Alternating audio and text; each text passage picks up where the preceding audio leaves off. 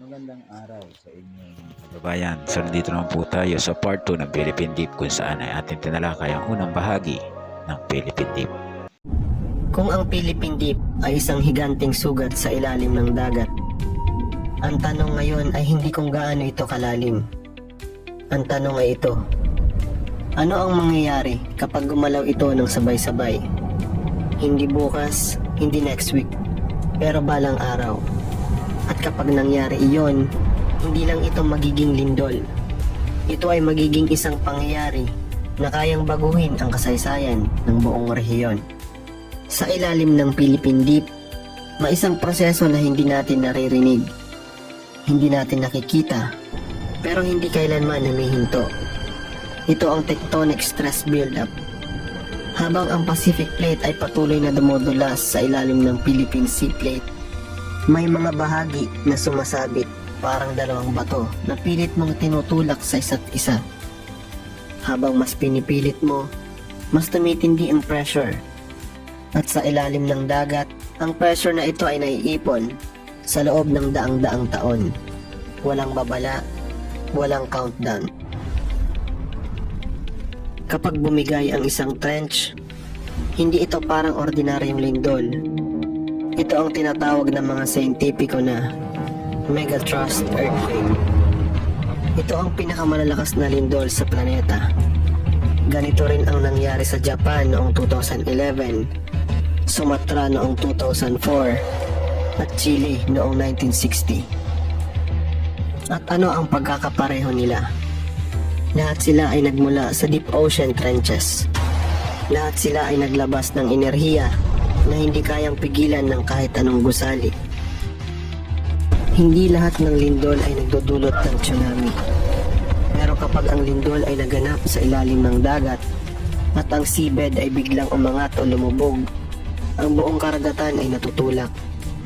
Hindi parang alon sa beach, hindi parang bagyo.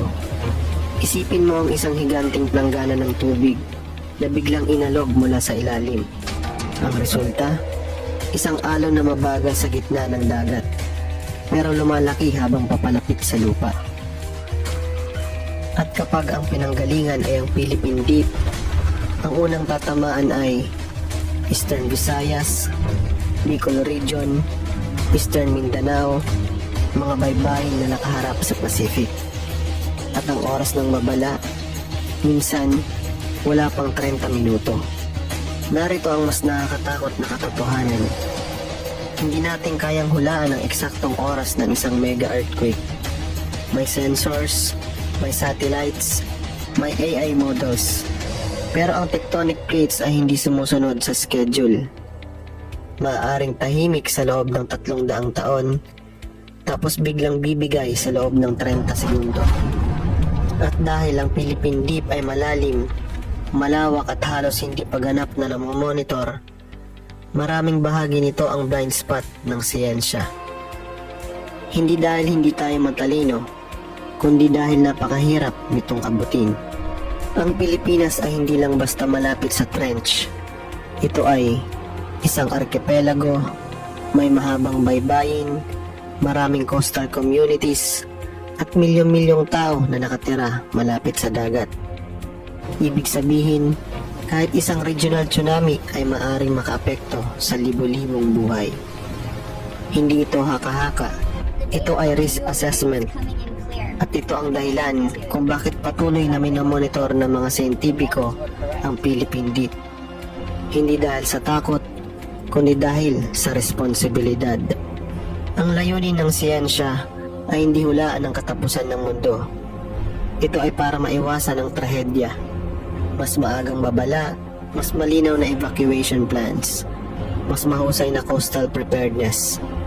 At habang umuunlad ang technology, AI forecasting, undersea sensors, real-time modeling, mas lumalapit tayo sa isang hinaharap na mas handa. Hindi dahil mawawala ang panganib, kundi dahil naiintindihan na natin ito. Sa unang bahagi, natuklasan natin kung gaano kalalim kahiwaga ang Philippine Deep. Sa bahaging ito, nauunawaan natin kung bakit ito dapat bantayan. Dahil sa ilalim ng ating karagatan, ay hindi lang misteryo, kundi isang persang may kakayahang baguhin ang ating kinabukasan. At ang kaalaman ay ang unang hakbang sa kaligtasan. Kung gusto mo pa ng mas malalim na kwento tungkol sa agham, kasaysayan at mga lihim ng mundo, like and follow na para siguradong hindi mo mamimiss ang ating mga next upload.